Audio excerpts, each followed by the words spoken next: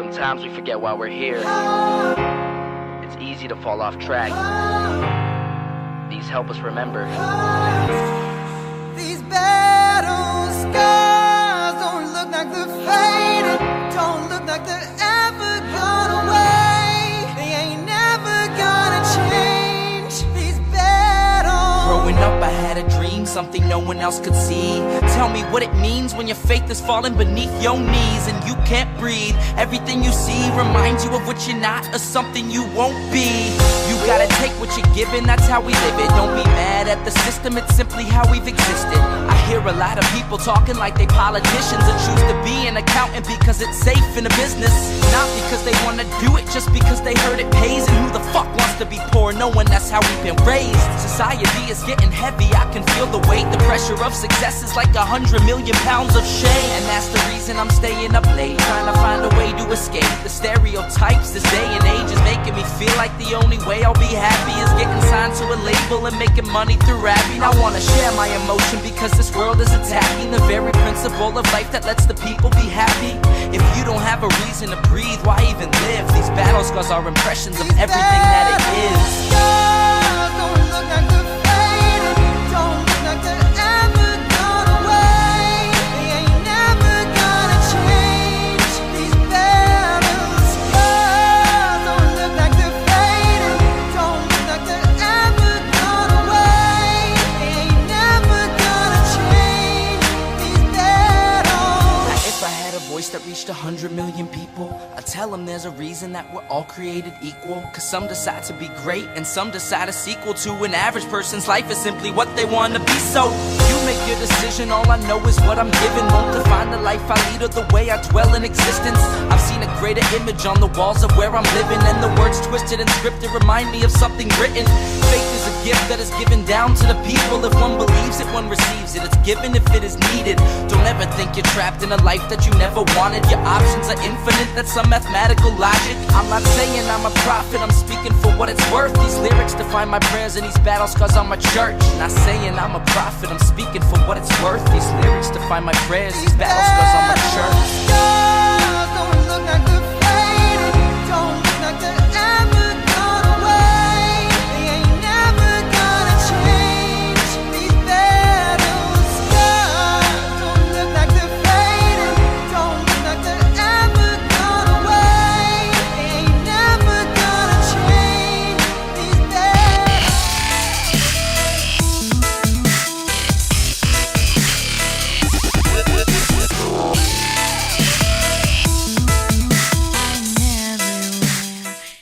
Well, hello everyone. How are you doing? And my camera's got that fuzzy look again. I think it's because I get schmutz on my camera lens. I think that's what it is. I use my phone. It goes with me everywhere. I think it's got a little something on it, but we're just going to deal with it. I'm not getting up and messing with it.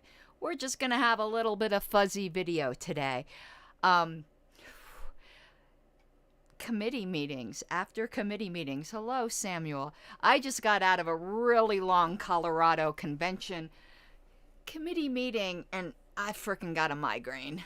And it was a great meeting. Like, we found a really good location. Like, it's fantastic. But just towards the end of the meeting, I just started getting a migraine. So this is definitely going to be a short show.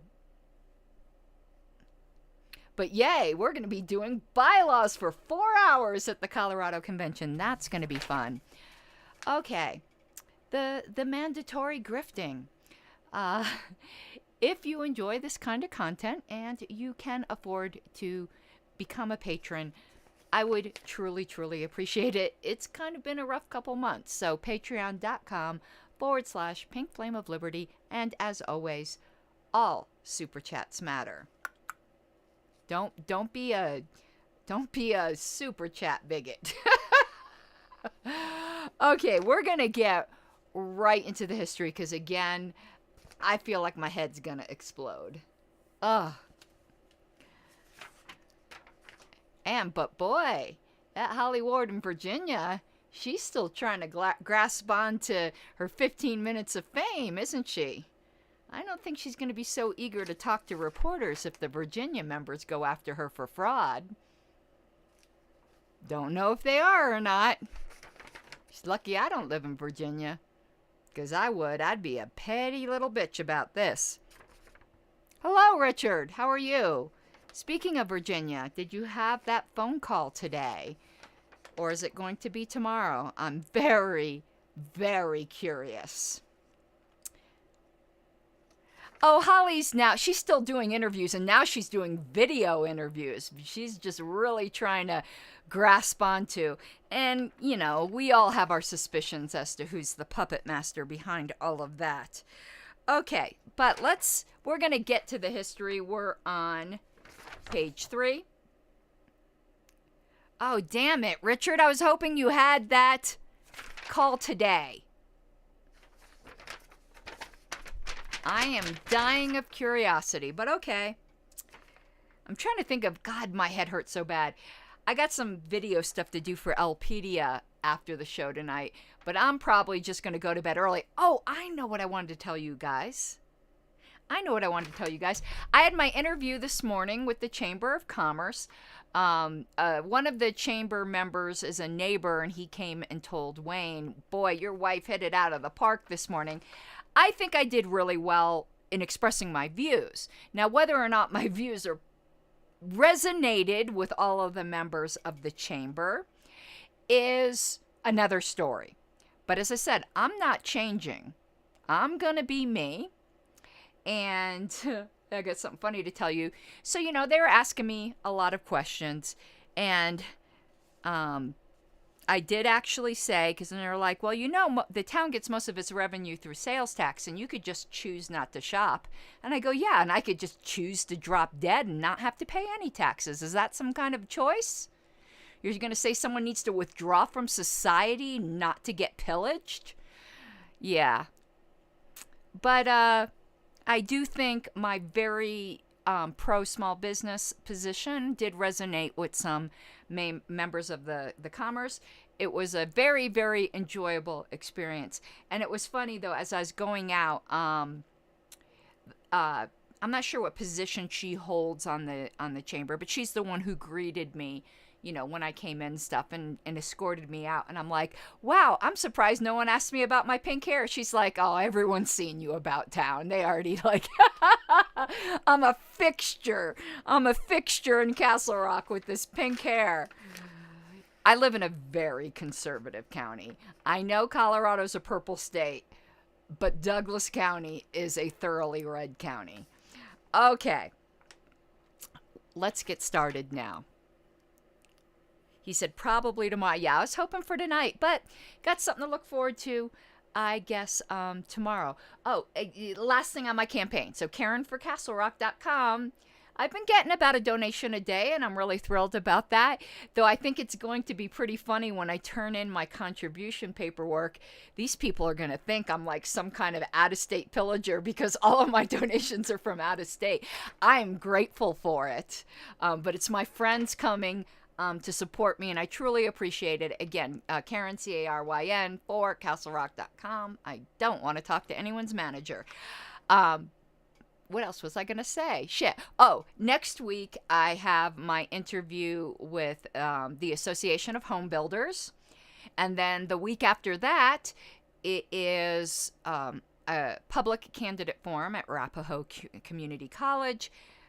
And this weekend, starting my door knocking, because I should have my door lit by Friday. I got the shipping notification. I got to do the FedEx tracking. Also, allegedly, my yard signs got shipped out today, too. Okay, so let's, oh, crap. I really wanted, oh, thank you, Dean. I really wanted to put the chats, oh, God, I ran down here already late because the convention meeting went right to the line of this show. It's normally less than an hour, and it was about an hour and almost an hour and a half today. All right, but we're going to get right to the history because I'm going to need to take some Advil and lay down. When I get a migraine, it's, oh, God, it's awful. Okay, but look, I'm here for you. Let's pull this up And we need to find what page we're on. Right here. Check out David Nolan up there, looking all like meathead on All in the Family. Is anyone else getting meathead vibes from that picture of David Nolan? Hey, JJ, 2 parliamentarians in the House. Did you see that thread, JJ and Richard, in the LNC Membership Connect group? From a friend of mine, so I'm not going to name him. I'm not trying to shame a friend of mine. I am trying to shame, though, what he was praising.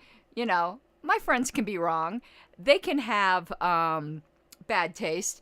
But he posted El Paso County here has, I've never heard of this before, but it's like 3 pages. It's called Martha's Rules of Order. It's just like a complete piece of crap. And he's like, oh, this is a good idea. I'm like, no, it's a terrible idea.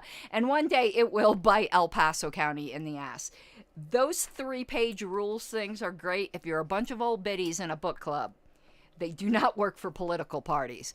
God, did nobody learn anything from the lessons of the past few years? Did really? I know it's not a state party, it's a county, and it's been a pretty.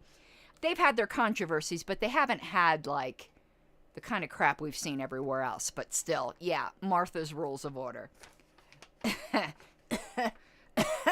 Okay. All right. Richard, does Capsule? No, I don't believe we have Alliance for Good Government here. I'll check into it though. Because I'm going for it all. Like, what's the worst that can happen? They say, no, I'm a libertarian. I'm used to getting told no.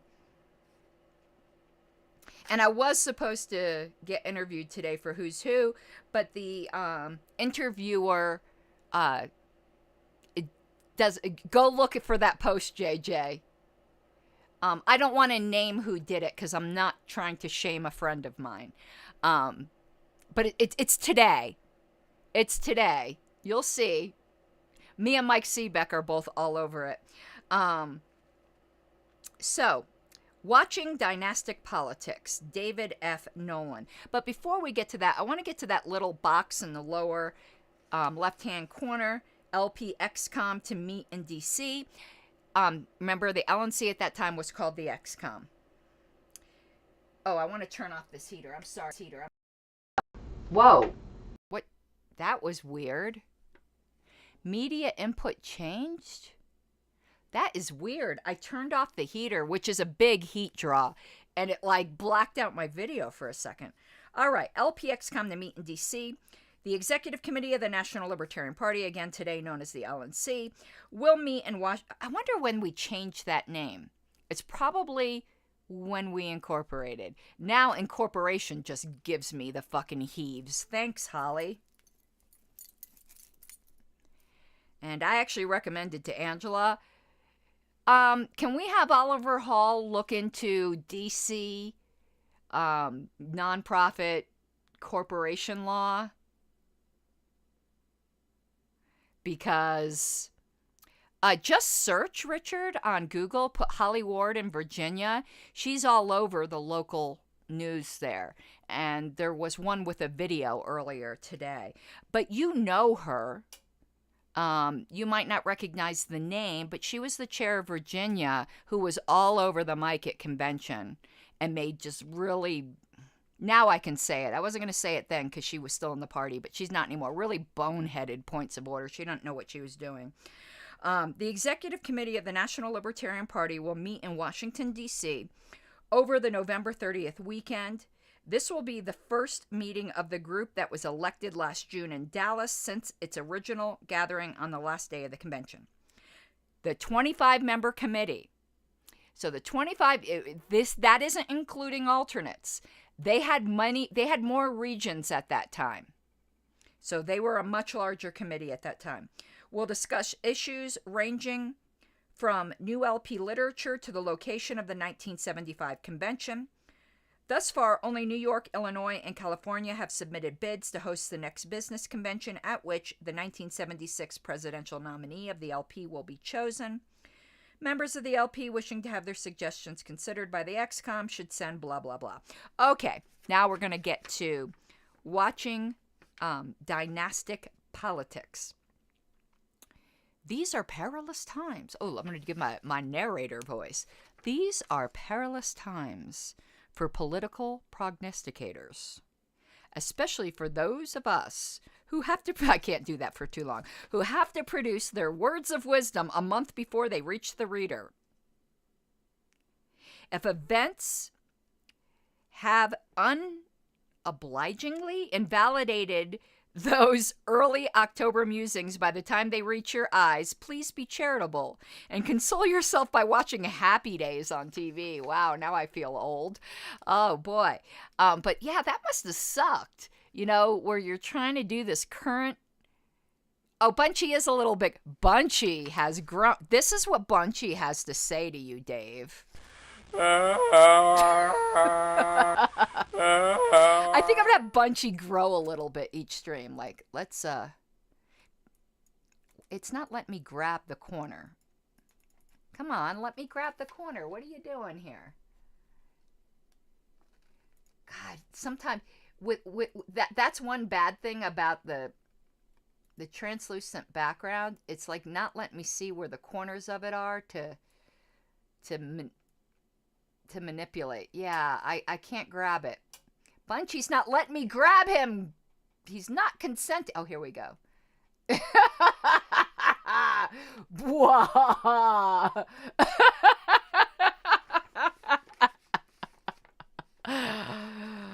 Hey, Holly.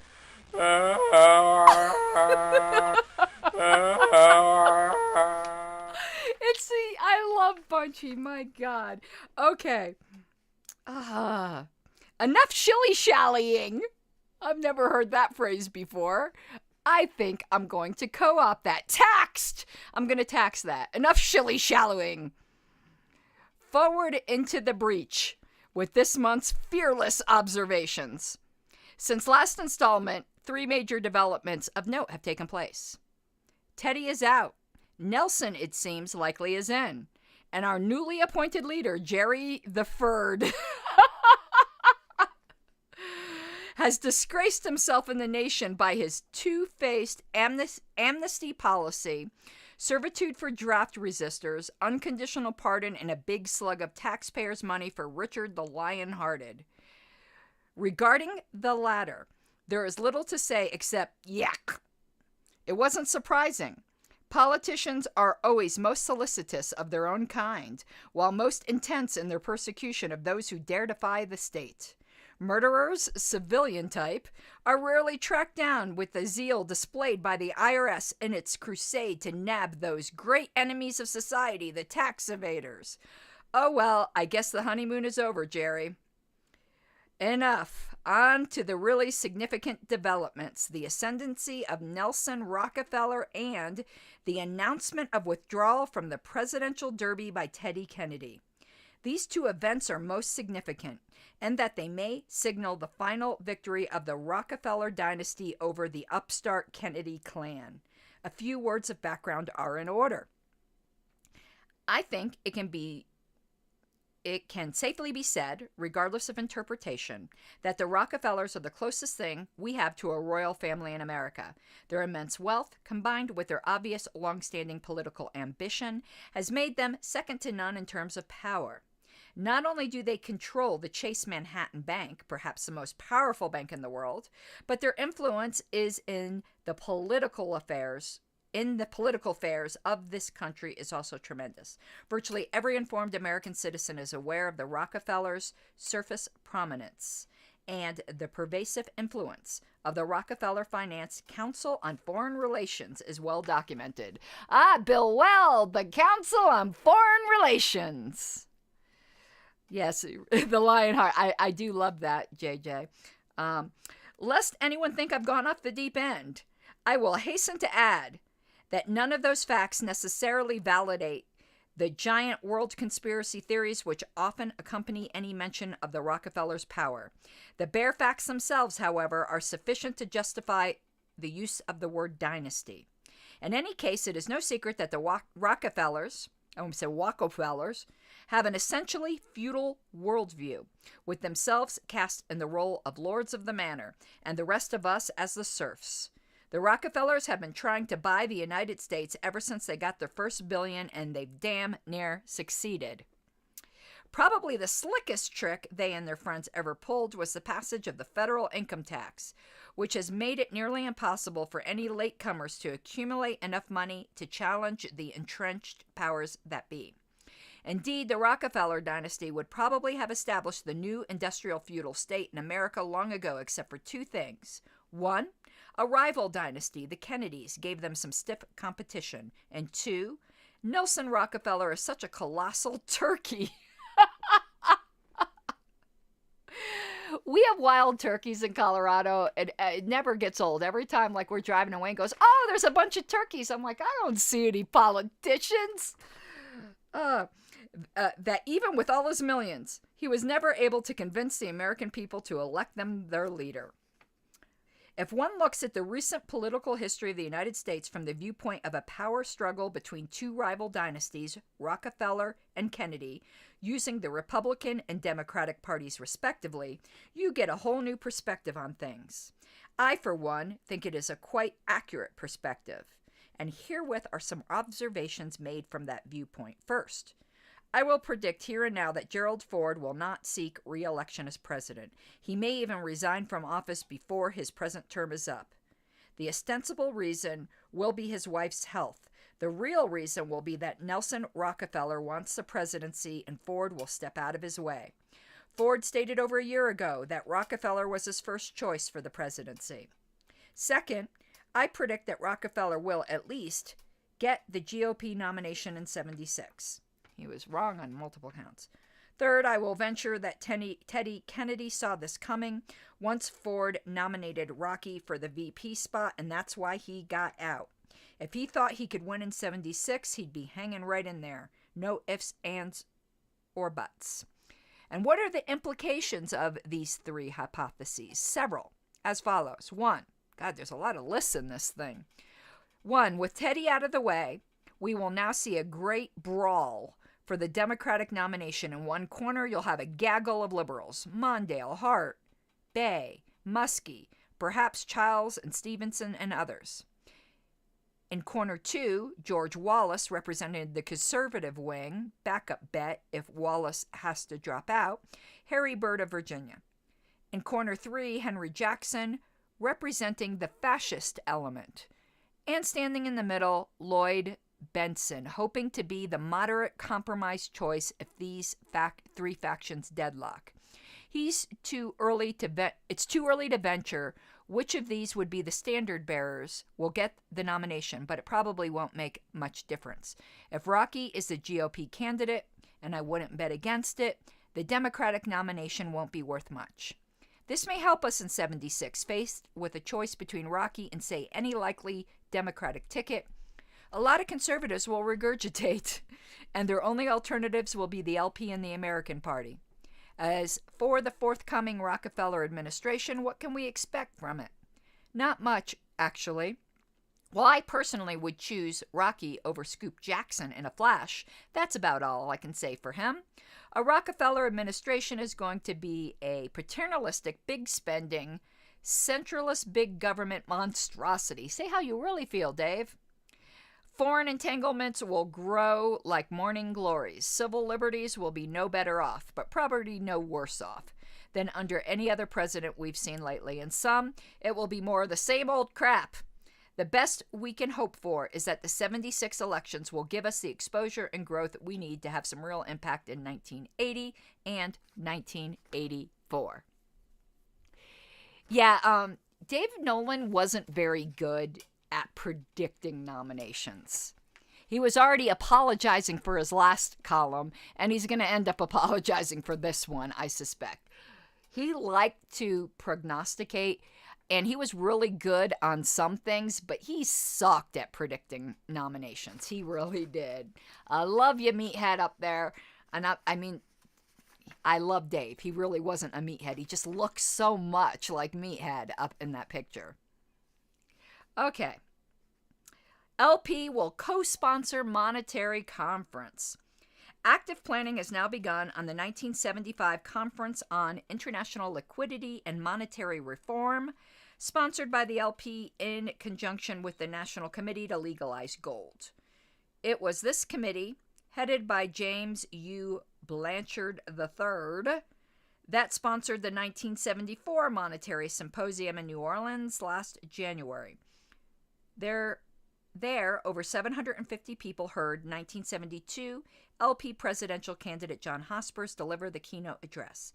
In addition to Blanchard's many activities in the realm of precious metals, investments, and his instrumental role in the repeal of gold ownership restrictions, he also writes the Gold Newsletter, which promotes the free market economics, sound money, and libertarian ideas to over 5,000 readers on a monthly basis. Okay, that just reminded me of something. So at the chamber interview this morning, one of the questioners, they're talking about development because Castle Rock's growing rapidly. He's like, so since you're a libertarian, I guess you would have a strong view of property rights. I'm like, yeah.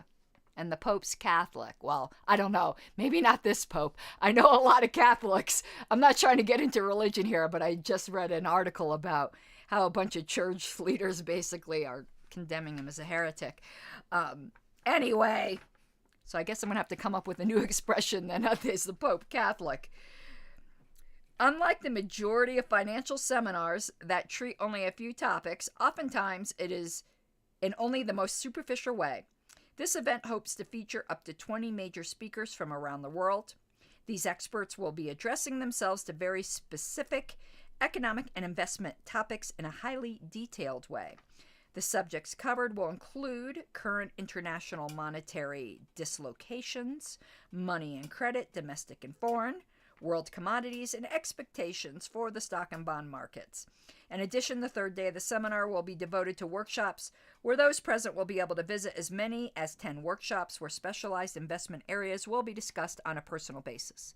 A few of the workshops already scheduled include a laboratory session on counterfeit gold coins, numismatic investments, penny gold stocks, fine art and jewelry markets, foreign tax havens, and foreign currency trading. Aside from the educational sessions, several banquets and cocktail parties will be scheduled. I'd be at the cocktail parties because the rest of that sounded boring as fuck. Listen, I get economics are like super, super important. It doesn't make the most interesting reading for a column. I know it can be really interesting with a good economics teacher, but like, this column is really dry. I need a drink. It's really dry. Because of the quality of the speakers and the number of topics covered, the conference should appeal not only to private investors and gold bugs, but also to corporate and institutional analysis, the banking community, stock and commodity brokers, as well as the press. God, that does not sound like a fun crowd. This could be one of the largest and most comprehensive financial conferences ever held. In addition, those in attendance will receive a tasteful and personal exposure to libertarianism. So no flashing!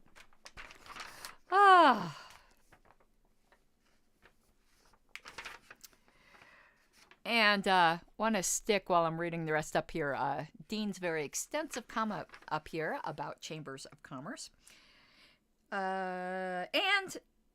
An important aspect of moving the Libertarian Party to a position of national prominence includes broadening our fundraising base. The conference should be a moneymaker itself, but most importantly, it may develop a long-term base of financial support for the party, and it is in New Orleans. Okay, that is all we're doing today, because we're just doing a page of this newsletter at a time, but like we do, we're going to look at what's coming up.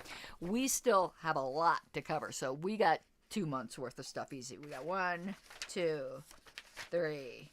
Got 5 more episodes about before the end of October for, so it's basically 1 a week or 2 a week, depending upon whether I skip weeks. So the next page we're going to be covering, let me go to my little scene switcher here, is, oh, wrong page. No, what happened here? Is this out of order? Yeah, somehow the scan got out of order. But state parties field candidates is what we're going to talk about next. A lot of news of state parties covering Alaska, Arizona, California. Ooh, a lot going on in California. And check out that little radio scene at the bottom there. Now, it's funny is not much has changed with that. That could be something that's filmed today. The equipment, at least. And it's John Hospers, Ed Crane in the studios of KGO. Okay, Colorado, Connecticut, Florida, Georgia, Hawaii, Illinois, Indiana, Kansas, Kentucky, Louisiana, Maryland, Massachusetts, Minnesota. Oh, wow. We're going to split this between 2 episodes because there's a whole other page. Nevada, New Hampshire, New York, Oregon, Pennsylvania, Tennessee, Utah, Virginia in the house, Washington State, and Wisconsin. So, yeah, that's going to be broken up because that's a lot. That's a lot. Okay, just under a half hour, which is what I'm really trying to keep these shows at. Let me go take care of my headache, and let me come back to this main screen here just to give a few minutes in case there's any questions before I go. Oh my God, my head hurts. And it's only Tuesday. 3 more days left in the work week. Tomorrow, I'm not sure if I might do another history show. We might just bust them out. I really want to do some current event stuff. I want to cover that Ben Shapiro video. Excuse me. But I don't know if I'm going to have time to extract out clips because I don't know when a couple interviews are getting rescheduled. And Thursday night, I'm a guest on another show. So we shall see. Doesn't look like there are any further questions. So I'm going to get going. Hopefully, I'll see you tomorrow. But we busted out 2 history in a row. Ka-ching. Wonderful. And I hope you guys have an awesome night. Bye-bye.